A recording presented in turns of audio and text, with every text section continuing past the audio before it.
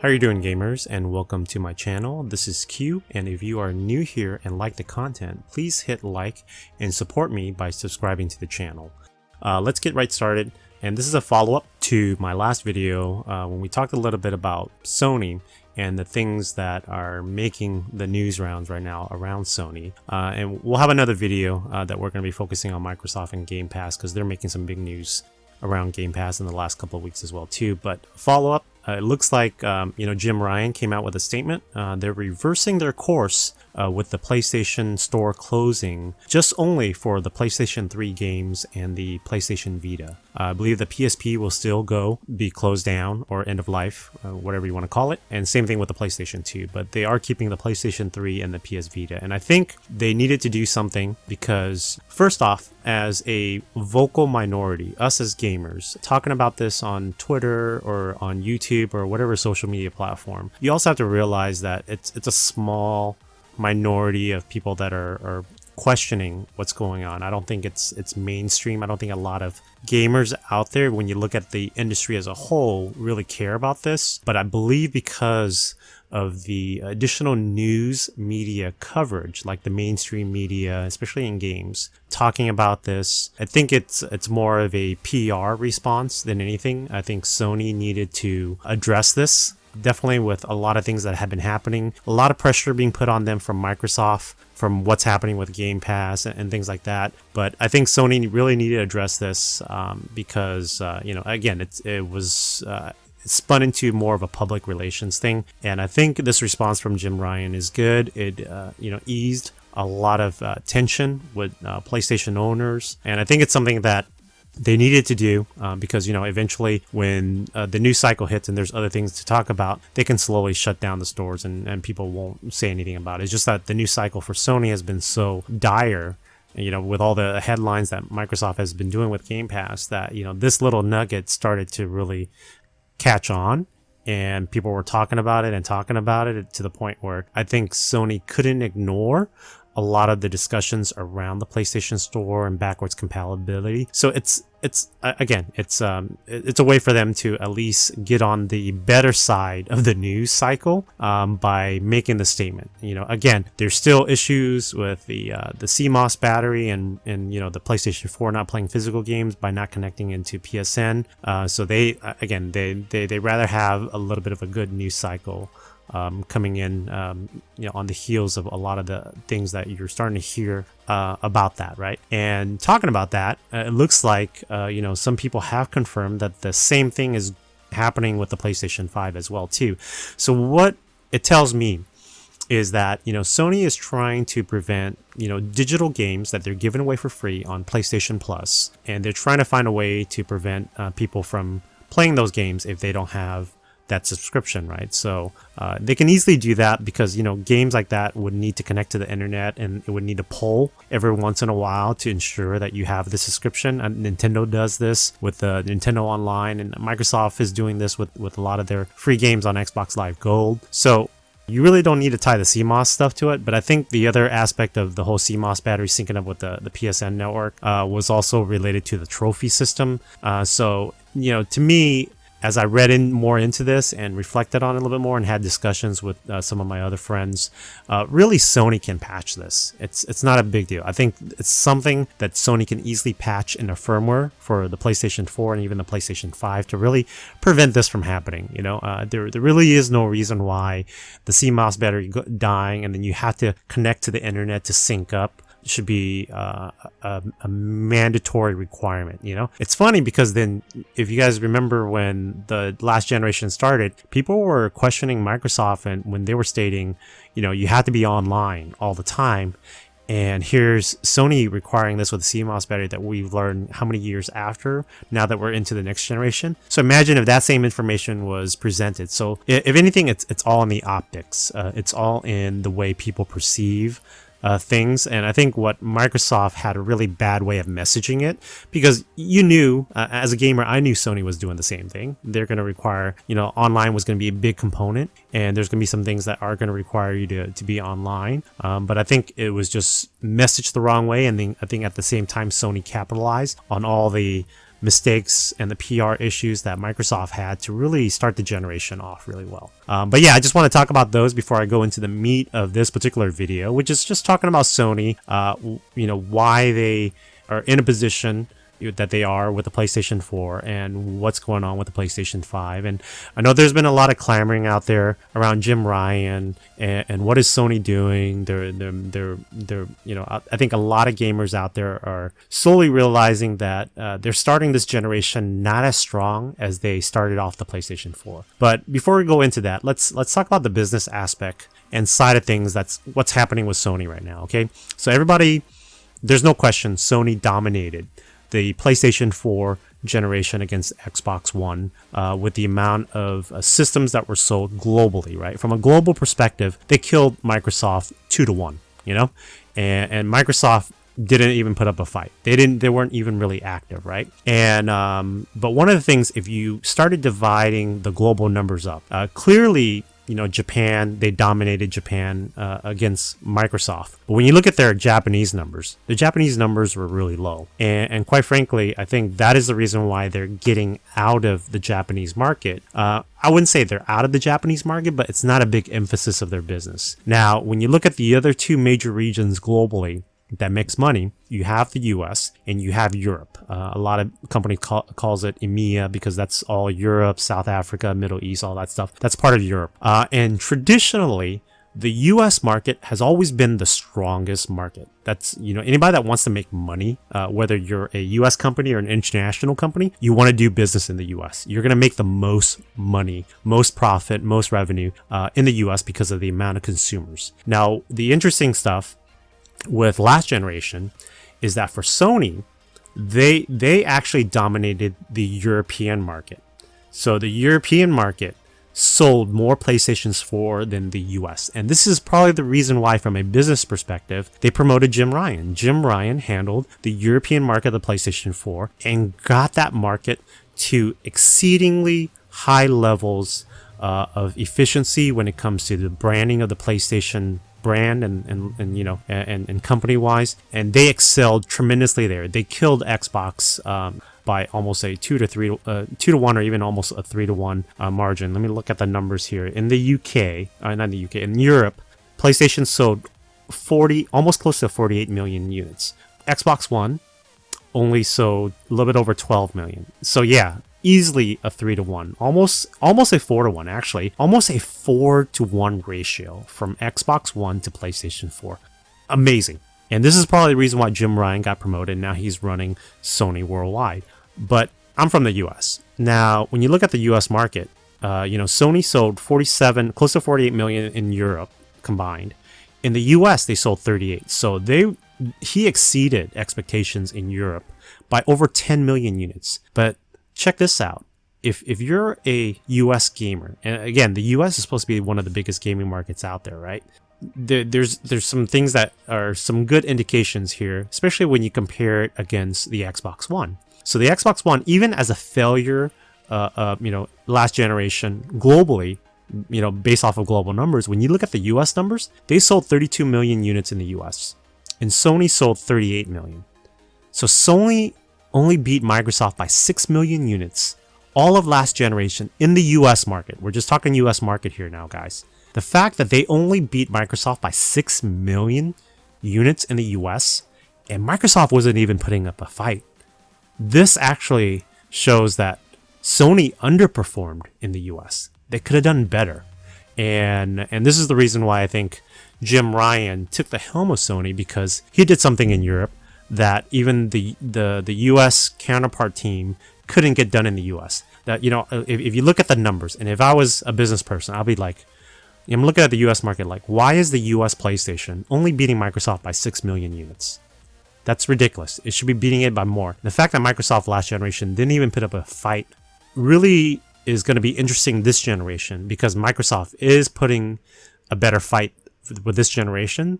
If you look at the numbers for right now for PlayStation 5 and the Xbox Series X, yeah, Microsoft is still is still trailing behind Sony. But, we're not going to know for another couple of years to see what the big impacts of this generation is, right? So I think this is the whole reason why, Jim Ryan got promoted. He's running Sony, and this is the one thing about corporate America or corporations globally, right? They're all about business. They're all about numbers. They're all about efficiencies. And the fact that he did such a great job with the UK, they're trying to see if he can replicate it everywhere in all the regions, which is going to be interesting because again, the numbers coming out from Japan is still showing that they're not going to do great in Japan. And it's a shame because when you look at past numbers, the PlayStation 2 did like 23 million in Japan.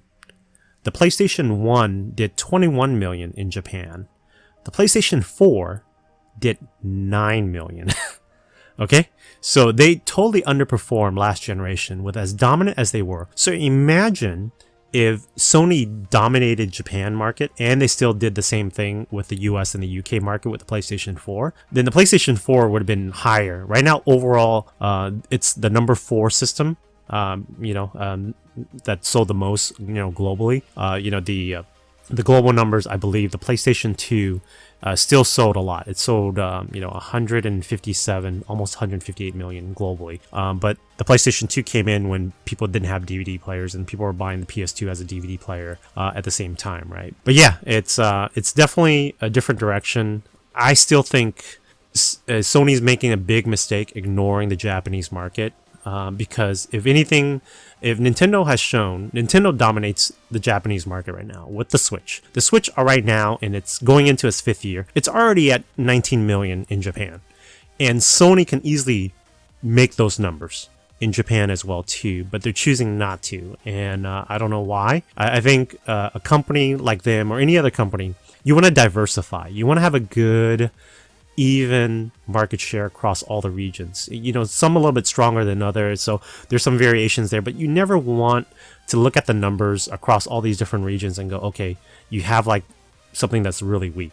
You want to almost average, you want a good average. And from that standpoint, I think, it's going to be interesting to see in this new generation with the PlayStation 5, are they really banking on the European market and the US market, getting them back to the numbers that they've had, I mean, right now, the system is more expensive by $100, so they're going to, they'll break records and things like that. But I think what's going to happen in the next couple of years is how can they sustain that momentum, right? So it's going to be interesting to see. But at the same time, Jim Ryan, he did a great job. He's getting promoted. He's running, Sony globally, but I just don't know if the same strategy, because a lot of companies often look at the numbers and they go, okay, you've done great here, now replicate it everywhere else. And quite frankly, sometimes that doesn't happen because every region handles things a little bit differently. You have to tailor the message to these regions and these focuses and things like that. And really, outside of Sony really, working with Squaresoft and nabbing those exclusives. Even the Japanese companies are focusing on the West, are focusing on Europe because they see where the business is coming from, and they're not really focusing on their home market. And I think that's big of an issue. I think they're leaving the door wide open for Nintendo to dominate. And right now, Nintendo is dominating. When you look at the sales chart, top 20 games in Japan, it's majority Nintendo. And I think Nintendo has a good stronghold there, and they have a good stronghold across all the other regions too, in Europe and also in the US. So I think, from that standpoint, Sony is underestimating what they can do in Japan. And, the fact that a lot of Japanese gamers would still buy the PlayStation 5. It was, not a beast, a big, giant unit that it is. If they focused on just the games themselves, they could easily grow that market. But I think that is something that we can't make for them. That's their decision to make. But it definitely seems like Sony is focusing on Europe and the US more, and also a lot of reports now are that Sony's focusing on these blockbuster type games. And I can see why they're focusing on it because they're making a ton of money. They're trying to figure out how to sustain their value. I think what they're trying to do is they're trying to, tear a page out of Nintendo. If you really think about Nintendo and their franchises, how often do those franchises drop in price? Mario Kart 8 is still $59.99, and people are still buying it in the millions. And I think that's what Sony's trying to do. They're trying to establish their value to the next generation of gamers and the old generation of gamers. They want to establish that, but it's challenging because they don't have a lot of legacy behind them, even though they with the PlayStation 1, it was a huge success, but a lot of the games was predicated on third parties, not really first party. I think Sony could have shored up and bought the rights to Crash Bandicoot and Spyro, and that could have been nurtured and cultured over the generations, but they lost that, and you see those on multi-platforms. So really right now Sony has a few handful of titles. You see them also experimenting with PC releases, and I think that's not going to change. I think if anything, if you listen to my previous videos on the gaming market, the PC market is equal to the console market combined with both Nintendo, Microsoft, and Sony. So why not go after that market when you know there's really, it's almost an isolated market. There's really no competition within the PC space against the console space. So for them to experiment in the PC space is nothing new. It wouldn't surprise me if outside of Horizon Zero Dawn, Ghost of Tsushima goes out on there, if God of War goes on PC, if Days Gone goes out on PC, any of the first party titles, or even The Last of Us goes to PC, because I think if anything, they're wanting to expand their brand and their market. And again, PC gamers are a different breed. If you're playing games on PC, the chance of you buying a console, I mean, it's more about brand recognition than anything. And it could be that, as these PC gamers get older, like myself, if I want to buy a game system for my kids, I might go with it might sway me to buy a Sony PlayStation for them because I play a lot of games on PC from Sony. So these are the things that Sony's trying to do, right? They're trying to build their brand, but also they're looking for profitability standpoint, right? And on the PC side, I think PC gaming is more acceptable to digital games. And when you go to the digital route, you cut out a lot of the middleman, a lot of the physical stuff, and you make a little bit more direct profit with margins and things like that. So they can bring a title out there on the PC and sell it for $49 to $70. I don't see PC gamings being $70 like the new generation games, and that's a hard sell right now. When for me, as a gamer on all fronts, paying $70, you really have to you really have to be putting a high quality product into the market for me to buy it at $70. Like when you look at Miles Morales, to me, it seemed like Miles Morales was more of an afterthought. It could have been like a DLC add-on, or it is a side quest of the Spider-Man game, right? So it would have been, for me personally, I would have been fine if they decided to bring out a sequel to Spider-Man and add the Miles Morales component to it than what they did with here, because I can see why they were trying to launch the new system, Miles Morales, with the original one, original Spider-Man, and you had to buy the PS5 version to get all the updates and things like that.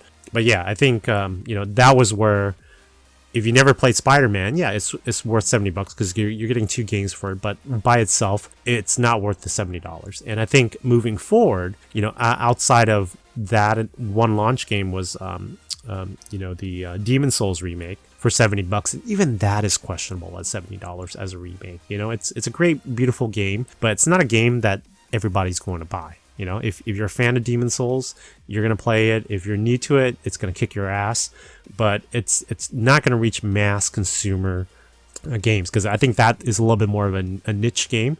They need something like a Spider-Man, or they need something like a God of War, something that's more appealing to a lot much more different type of gamers out there. And now with the PlayStation 5 version being $70, you really have to come at it at good quality games. And that's why I think for Sony to focus on the blockbuster games, I think it's definitely predictable, because that's what Nintendo does really well. Nintendo has a lot of their AAA internal games that just makes millions and sells millions and continually sells. And I think Sony's trying to do that. But one thing that I think Sony is not doing correctly is focusing on filling the timelines of these big blockbuster games with just basic games that people might enjoy, because that's what Nintendo does. If you look at the last couple of years, and they've learned a lot from the failures of the Wii U, and this is where when you fail, you become very humble.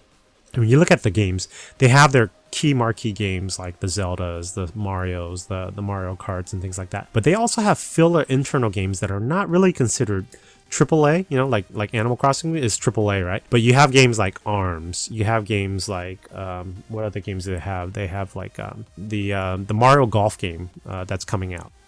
It's not a AAA game. You had like the Toad Treasure Tracker. You know, those are more like AA filler games, but they're still fun games to play. And I think that's where Sony is kind of missing the point here, is that you want to have those blockbuster games, but you also want to have filler content in between. If you think about how Disney's doing it, you know, Disney has their big Marvel tentpole movies that they're going to launch, but they're also filling it with smaller content within Disney Plus with all these series. So it's the same thing with gaming. You know, gaming is dynamic, and people want to they want to feel good about their purchase with the PlayStation 5. They want to know games are coming, and you know, some of the remarks and some of the reporting that's happening out there seems to be like Sony's all about these big, huge moneymakers, and they're not filling it in between. And maybe they're hoping that third parties will fill it in, but I think as a first party lead, they need to be able to moderate those games to put in. And I think one of the things that they're severely lacking, I don't know if they're not putting a lot of emphasis on it, is a lot of the indie games. You know, there's indie games on the PlayStation 4 and there's indie games coming in PlayStation 5, but to me, it doesn't seem like they're showing a lot of love around the indie games, whereas you know, Nintendo shows 110% love for indie games. They have an indie world presentation. They knew that coming into this generation with the Switch, that a lot of the big third parties were going to be hesitant to support the Switch because of what happened with the Wii U, and they courted the heck out of indie games to fill in smaller, quirky little games here and there. But what happened was it presented a perspective for the casual gamers out there that, man, Nintendo has a lot of games available for, you know, from big to small to, I don't have to spend $60 on a game. I don't have to spend 50 or 40. I can spend, you know, $5. I can spend $10, maybe $20 for some games, right? And that is what has built them. And because they were humbled by all the failures they did with the Wii U, and even with Microsoft, with them rebranding and trying to bring Game Pass to be their next generation platform, and not just the hardware itself, you see Microsoft going out there and putting a lot of indie titles in their Game Pass subscription. And I think Sony is kind of missing the boat here in really that narrative. I think with the PlayStation 4 generation, you felt that buying a PlayStation 4, well, at least for me, I felt buying a PlayStation 4 means Sony was looking out after me. They were looking out after me as a gamer. They brought some of the best games around here. And with the PlayStation 5, it doesn't feel like they're providing that same energy of, hey, we built this PlayStation 5 for you, the gamers, so we can make games for you, you know, big and small. It's more like, okay, we brought this PlayStation 5. It's this great, sexy beast, and we're going to make some great games for it, and you're going to come play our system because of these great blockbuster games that we're known to make. It's hard to put into words, but that's kind of like the sense that I'm feeling. I don't know about what you guys feel, so post your comments down. Let me know how you're feeling coming into the PlayStation 5. Like I said, I still like Sony as a studio and the things that they're doing, but it almost seems like they're losing a little bit of a perspective or touch, or maybe it's messaging. Maybe it's just Jim Ryan. He's just not very sociable. He's not very relatable from a gamer perspective, you know, and maybe because of that, it just doesn't feel that this generation with things that are going to be happening with the PlayStation 5, I don't feel like they're catering to me as a gamer to say, hey, come to the PlayStation 5 platform because you're going to get to play some of the greatest games. Not only the Sony made games, but, you know, the big ones, but the little ones, the smaller ones, the indie ones, the third party ones. It doesn't feel like that.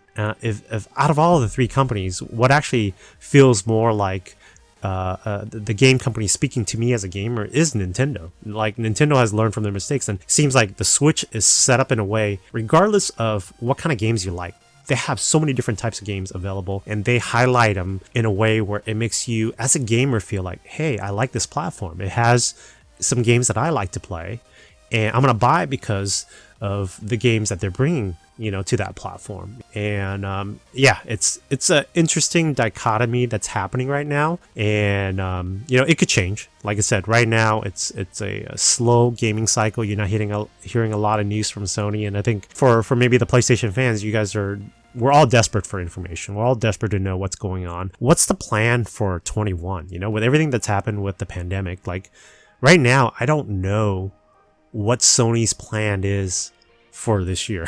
With Microsoft, I'm hearing things from as a Game Pass subscriber, they're keeping me informed of what's coming to Game Pass and things like that. So even though they don't have the blockbuster games right now, at least they're informing me that this is what I have to look forward to. And yeah, it's interesting. And then if you think about everything from the Sony side with PlayStation Plus and the games that they're putting onto PlayStation Now, it's nothing related to the next generation. So when for PlayStation Plus owners, when you bought the PlayStation 5 at launch, like I did, you had all these great PlayStation 4 games that you can claim, and you can play backwards compatibility on it. But to me, I was waiting for like what is Sony going to be doing on the PlayStation 5 front, kind of like how Microsoft has with Game Pass with day and date. So I mean, I think they pivoted a little bit, because that's why for PlayStation Plus owners, you had Destruction All Stars and you had the Abe's Odyssey game, which is great. Those are smaller, not really mainstream games, and they're part of PlayStation Plus, and I think that's a great direction. But I still think, again, it's a new generation, and if you ever experienced a new generation, the first year is always that transition year. So I've already lowered my expectations, but I can also see that from people out there that are PlayStation fans, their expectations are not lower. They're expecting a lot from Sony, and why not? You paid $500 for a system, you're paying $70 for a game. You should hold the companies accountable for bringing out good quality content that you want to play on their platforms. And for me, since I know it's a transition year, I know I'm not expecting a lot, but you know what? Let's reflect on this in year 2, because when we get into year 2, and if we don't get a sense of what Sony's direction is for their game releases, their partnerships and things like that, then I think Sony might have turned for the worse. I mean, it always happens when people are dominating and the market leader. They need to be humbled. Yeah, they need to be humbled by the gaming community. And Sony was definitely humbled with the PlayStation 3, because they started the PS4 rock solid, and they built on that momentum. And I think right now that same energy, this is my opinion, guys, my perspective, I just don't see the same energy. I definitely see that, hey, you know what, we're PlayStation 5, we got these great games, you're going to buy our system because we're going to make these great games. It's not really looking at me as a gamer and saying, hey, come to our platform. We make great games, but we also have all these other great games too, from our third parties, from our indies that you can play on the platform. Like convince me on why I need it, right? And I think right now the company that's doing the better convincing is Nintendo. And the fact that Microsoft now is doing a lot of things on Game Pass, we'll leave that for another video to talk about Game Pass and that business model and what they've done to kind of turn the industry a little bit upside down, especially with some of the things related to Sony and related to Nintendo that's tied to Game Pass. I think that is equally another video for us to go through that discussion. So in this discussion, I just want to focus mainly on Sony and their business direction behind all this. And going back to the whole market and everything, I think it's going to be interesting to see. I want to see the numbers in the US to see how much they're leading Microsoft by, because definitely in this generation, Microsoft is more aggressive than they were in last generation. And if anything, the numbers are going to be Sony's going to look at the European numbers, because the European numbers for PlayStation 4 was pretty good. It almost got to the PS2 numbers, because the PS2, being the best console sold all time, sold 55 million units in Europe.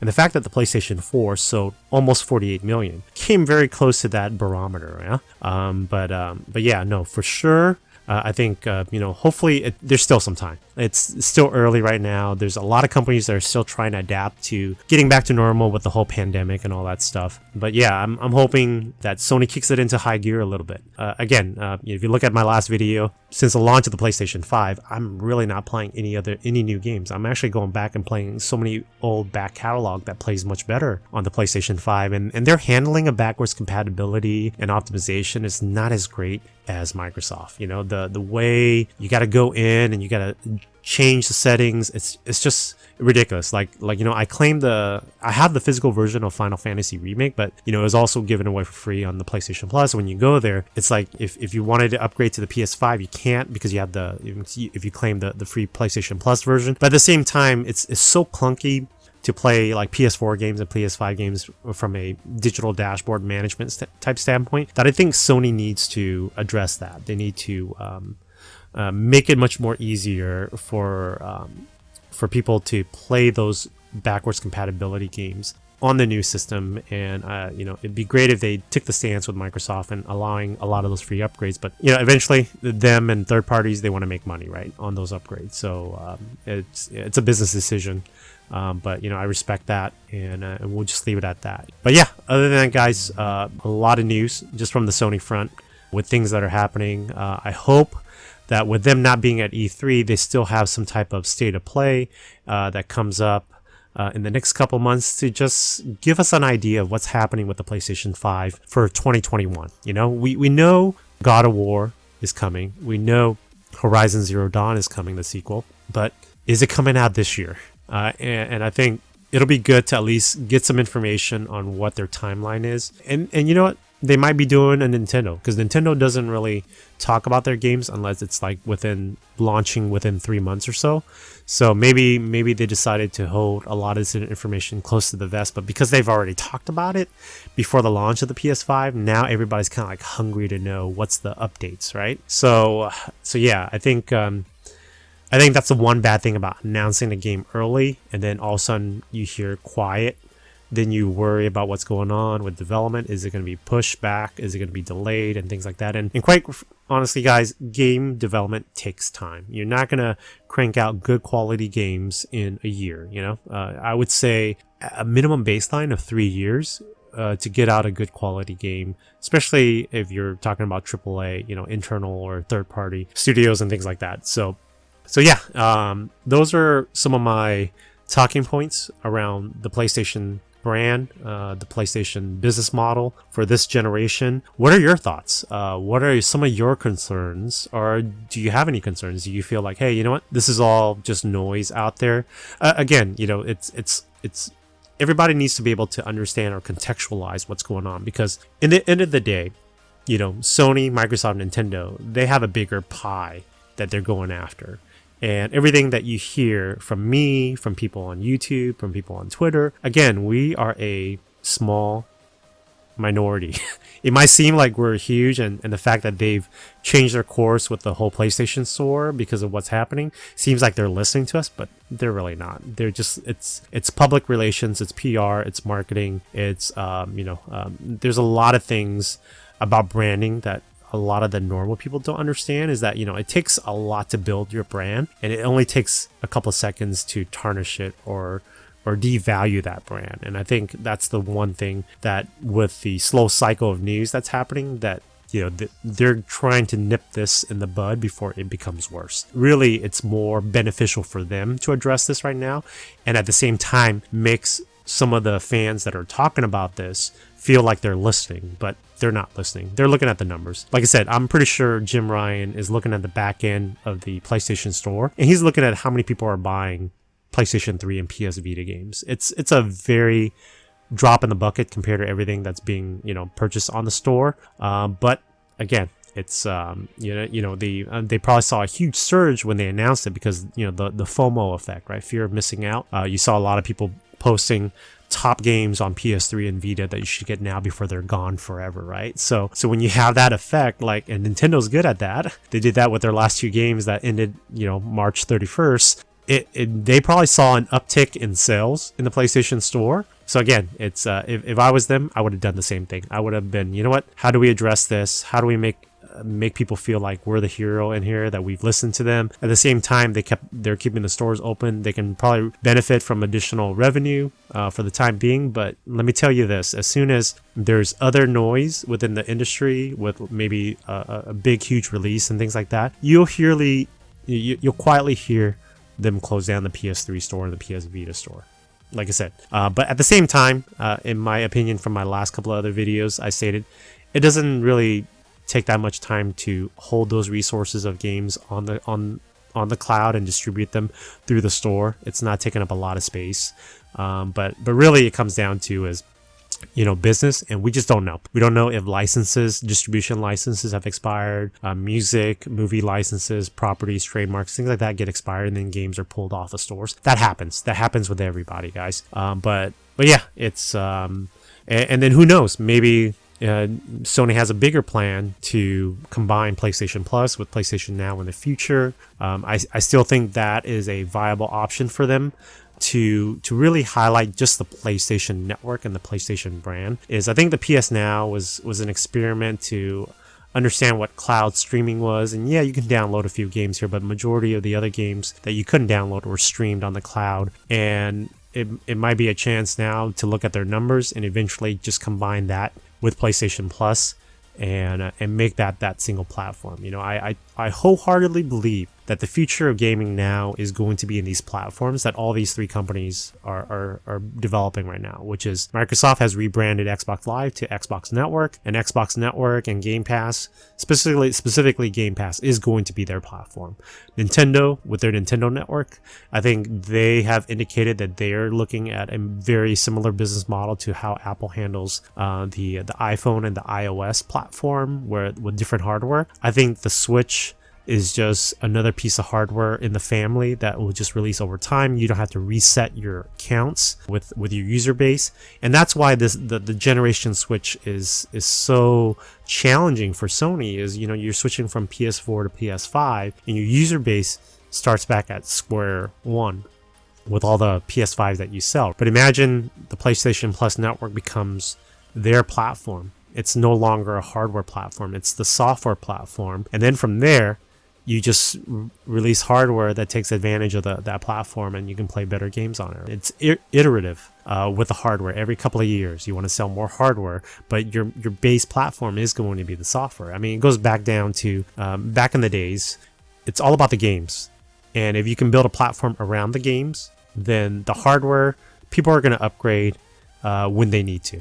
And I think we're in line right now with everything that's happening. That I think that is the direction. Oops, that is the direction that is going to happen. I apologize, something fell off of my game case right here. So, but yeah, it's definitely the progression that I'm seeing that's happening with the gaming industry. So let me know what your thoughts are. A lot of good information, a lot of good talking points around Sony.